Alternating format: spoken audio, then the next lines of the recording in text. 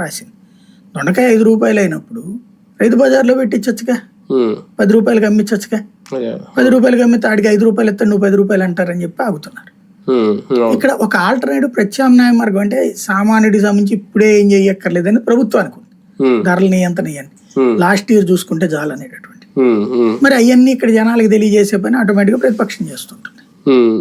అందులో భాగం ఇదంతా. అంటే టీడీపీ లేదంటే కూటమి ప్రభుత్వం డైవర్షన్ పాలిటిక్స్ చేస్తుంది అనేది వాళ్ళ ట్రాప్ లో వీళ్ళు పడకూడదు అనుకుంటున్నారా?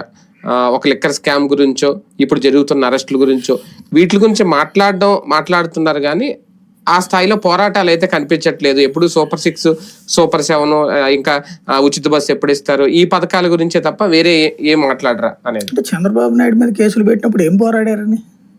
పోరాడడానికి ఏముంటది, నోటితో మాటలే కదా.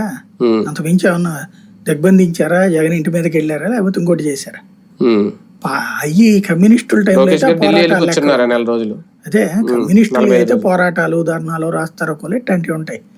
ఇది పోరాటాల కాలం కాదు, పోరాటాలు అంగీకరించే కాలం కాదు, ఆరాటాల కాలం ఇది ఎవరికాళ్ళు. కాబట్టి పోరాటాలు పక్కన పెట్టేసుకునేసి ఉపన్యాసం ఇచ్చుకోవడం అది అన్యాయం చేశారు ఏంటంటే ఇది ఒక సంధికాలం. వీళ్ళకన్నే కాదు, అసలు ఓవరాల్ గా మీడియాకి కానీ న్యూస్ కానీ వే ఆఫ్ పాలిటిక్స్ కానీ ఇది ఒక సంధికాలం. ఇదివరకటి రోజుల్లో నైతికత అనైతికత చర్చ ఉండేది, ఏది తప్పు ఏది రైట్ అని మాట ఉండేది, దానికి అనుగుణంగా రాజకీయం ఉండేది.